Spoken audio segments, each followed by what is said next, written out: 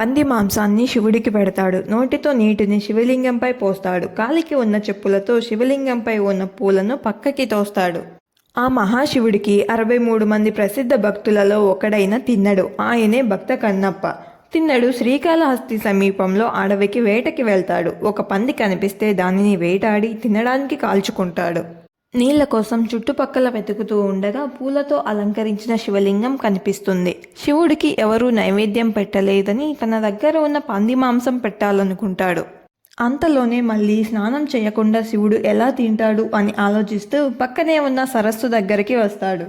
చేతిలో పంది మాంసం ఉండటంతో నోటితో నీటిని తీసుకొని శివలింగం దగ్గరకు వచ్చి కాలితో శివలింగంపై ఉన్న పూలను పక్కకు నెట్టి నోట్లో ఉన్న నీటిని శివలింగంపై పోస్తాడు.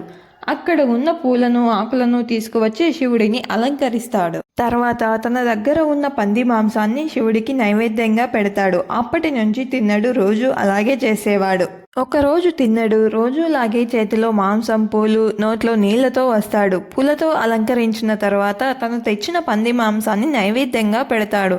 కానీ శివుడు తినలేదు. తాను పెట్టిన నైవేద్యాన్ని శివుడు ఎందుకు తినట్లేదని అనుకుంటూ బాధగా శివలింగం వైపు చూస్తాడు.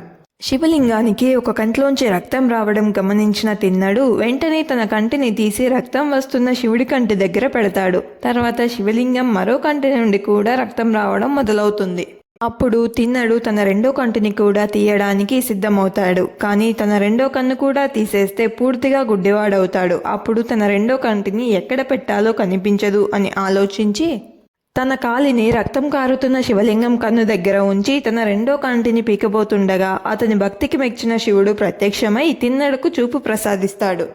అలా తిన్నడు కన్నప్పగా మారాడు. కన్నప్ప అంటే కంటిని దానం చేసినవాడు అని అర్థం. వీడియో కనుక మీకు నచ్చినట్లయితే లైక్ చేయండి అండ్ శివుడు అంటే ఇష్టమైన వాళ్ళకి ఈ వీడియోని షేర్ చేయండి.